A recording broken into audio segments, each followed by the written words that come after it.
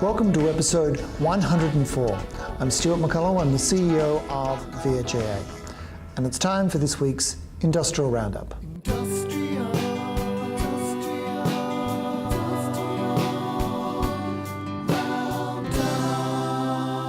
With this week's Industrial Roundup, we're starting with community health, and a reminder to our community health members that on April 30, we have enterprise agreement forums for the allied health professionals and for the dietitians and psychologists agreements.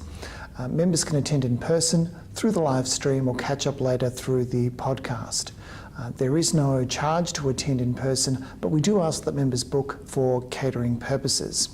Also for community health, a reminder of our session on the 15th of May. This is our regular monthly catch-up, but it's being expanded to include CEOs as well, and the purpose of that catch-up is to discuss future bargaining strategies for community health. We do ask where possible that members attend in person, but we do know that some members are remotely located and we'll make go-to meetings available for them.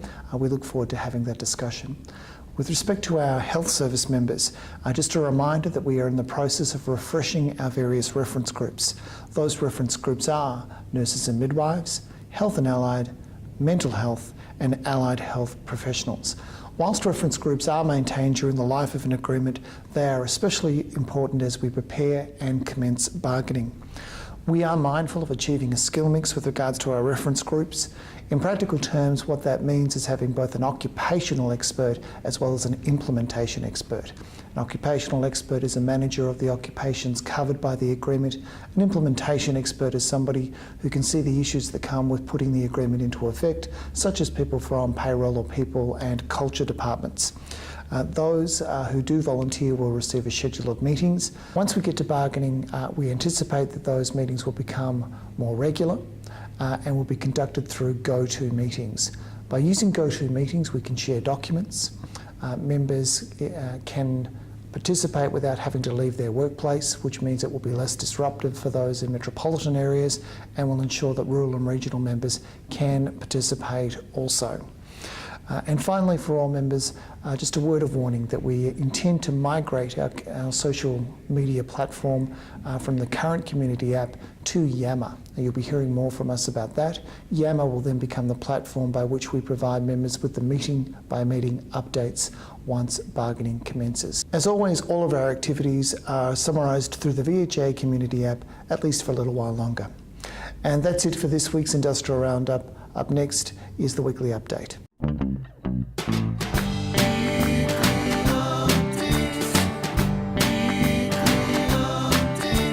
Hi, and welcome to this week's weekly update.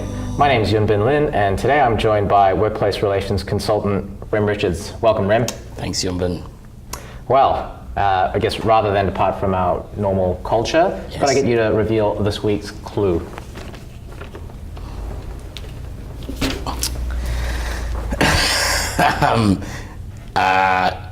It's a wooden table. Wrong. I've actually got the real clue here, Rem. Could I get you to maybe guess what this week's podcast topic might be? It has to be dentists. Well, look, you couldn't be more wrong, Rem. This is a monitor stand, but it actually looks like a pair of biomechanical arms. You might be using these in the future, which is a reference to biomedical. It's also a feat of engineering and I guess how it's been constructed. So I guess that takes us to the topic, which is Biomedical Engineers. Fantastic. Thank you. Let's take this out of the way. I guess the first question is, when was this agreement approved?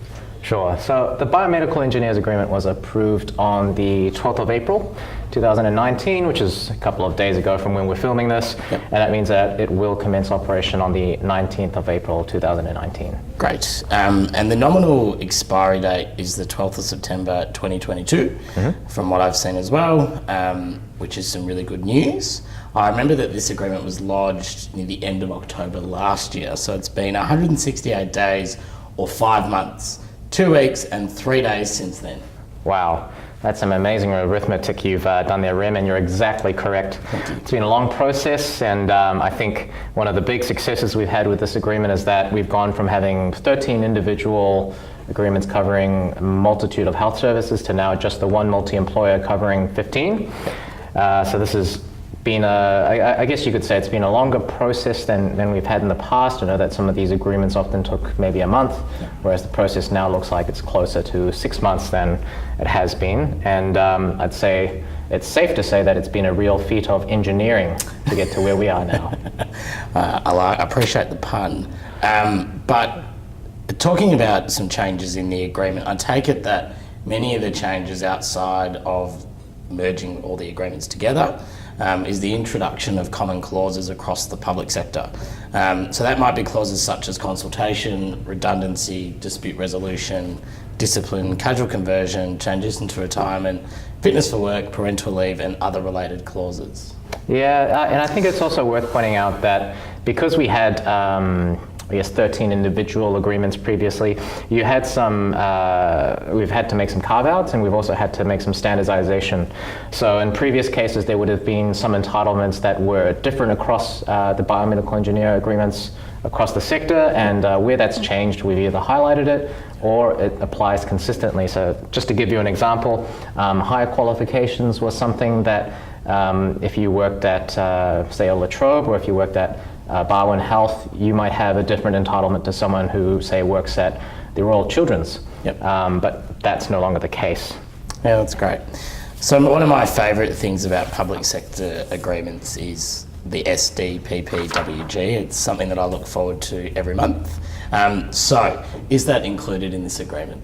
There is an SDPP, and we'll come to that later. Okay, so overall that sounds like a positive change, and I'm sure our members will appreciate the consistency, and hopefully it makes it easier to apply things across the sector. But what does that mean for employees and the wage changes? I think the numbers thing, so numbers is your thing, Ren. It definitely is. Biomedical engineers will be entitled to a 5% salary increase, I think, from the first full pay period on or after 13 September 2018, Yep. So there is a bit of back pay, and a 3% increase each year thereafter, so 2019, 20, and 21. Great. So that's a good outcome for those employees. So in terms of some of the other monetary allowances in the agreement, such as the top of the band payment clause in particular, it looks like clauses that we've seen in other public sector agreements, but not necessarily in the health space. Could you tell me a bit more about that clause? That's a great question. I think this clause really draws its inspiration from some of the VPS, so Victorian Public Sector Agreements. Essentially, in addition to the wage rates in the agreement, an employee who is classified at the top of his or her band, so that's, I think, in classes specifically 2, 3, and 4, they'll be entitled to a $2,000 lump sum payment if they meet the requirements of that clause. Yeah, great. So why might that be? So a lot of these biomedical engineers, and especially classes 2, 3, and 4, promotion from, I guess, class 2 to 3, or say from 4 to 5 is dependent on a vacancy in the classification above you. Yep. And that means that there are some people who might not have a foreseeable, I guess, promotion into the higher classification without someone leaving. So this is to recognize that these people are, I think, well and truly deserving of that increase. Yeah, so I suppose biomedical engineers probably differs in the sense that it is by appointment. So it's to deal with that sort of circumstance, which sounds fair enough. So we speak about the sorts of, or the requirements for that top of the band payment. What are those requirements? Sure. So there are 3 requirements that someone would have to satisfy, and that's one, that the person is classified at the highest pay point of that class for a full anniversary period, and that the employee must have given satisfactory performance over the previous 12 months. And finally, that progression to the next class is based on vacancy only, so that's 2, 3, and 4, as I was saying earlier. Okay, so how might that apply to someone who's working today as a biomedical engineer?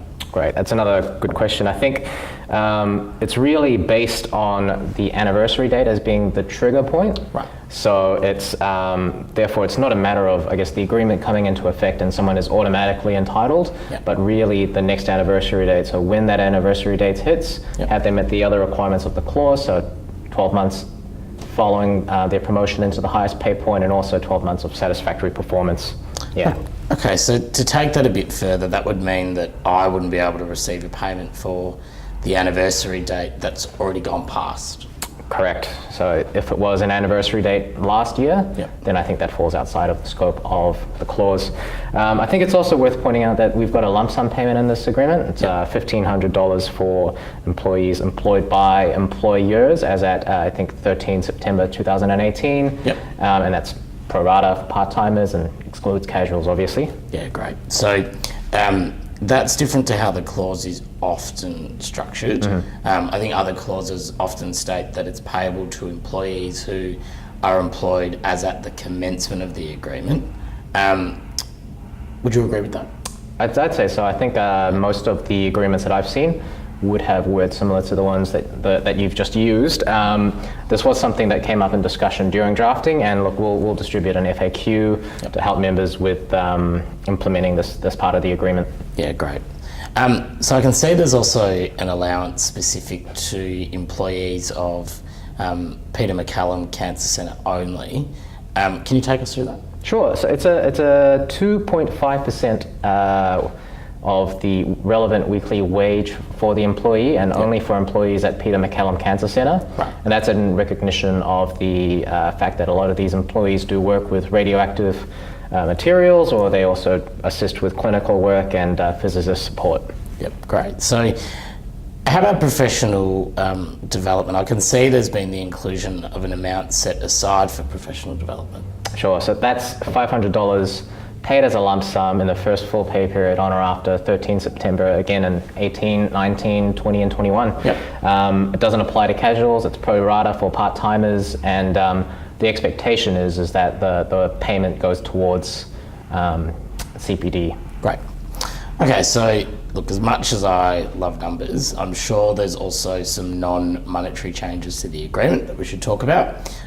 What can you tell me about some of these? Sure, so I think something that people will like is that there's been the introduction of an additional week of annual leave for employees who are on call for, I think it's 4 hours on 10 or more weekends throughout the year. Similar to a lot of other agreements, I think. And there's also been a change to public holiday entitlements. So previously, biomedical engineers were entitled to 1 day's pay in respect of Easter Saturday, whereas now the entitlement is either a day time in lieu to be added to their within, I guess, the 4-week period, or an additional day's annual leave, and that's by mutual agreement. Okay, great. So that's not too much of a change. We briefly touched on the SDPP-WG earlier. What can you tell me about what's in it? Is it quite common, or are there little differences that are different from other public sector agreements? So look, the SDPP can be found at clause 76. A lot of it is quite standard, so we've got some things in there about the management of leave, or best practice leave management, management of absenteeism, improved immunization and vaccination rates. But there's also a few things in there that might not be so familiar to people. Yeah, right. So what are some of those examples? Sure. So a good example of that is the facilitation and the implementation of the Victorian Health Risk Management System, the implementation of the Asset Management Accountability Framework, and also gaining of efficiencies and reducing costs associated with the use of external contractors. So I guess fee-for-service arrangements for the maintenance and repair of medical equipment that is used in hospitals. Okay. So some of that sounds quite specific to these hospitals. Let's talk about some of these in a bit more detail. What would you say is one of the more important items of that list? Sure. So I'd say it's probably that last one that I mentioned, just around the savings and cost savings in bringing some more work in-house. So we talked quite extensively in bargaining about productivity savings that might be able to be reached. Biomedical engineers are generally a small cohort in hospitals, and they provide a lot of the maintenance on the repairs of critical equipment within hospitals, such as your ventilators and your operating tables and the like. So then I take it that sometimes this work might be restricted to the manufacturer, or that there are some pieces of equipment that our engineers aren't allowed to maintain due to training or other requirements. Can you take us through that? Sure. So I think you might have examples of where people need to bring in the manufacturer on a fee-for-service basis, and I think it's pretty obvious that that would involve significant costs just in an hourly rate. But it would definitely expand if you're in if you've got very, I guess, new technology, or say you're a rural health service where the person, or you also have to pay for their travel time and maybe even accommodation for the night. So we'll be looking to find ways to introduce perhaps more training for biomedical engineers so that they can perform more of these functions in-house. Yeah, great. So that sounds like a really good initiative. Well, I'd agree. Yeah, great. Look, I don't think there's too much more to cover in today's podcast, but if people have any other questions or anything, they'll be able to contact either myself or the VHIA query team. So that's ylin at vhia.com.au or query at vhia.com.au. Great. All right. Thanks for joining me today, Rem. All right. Thanks, Yunbin.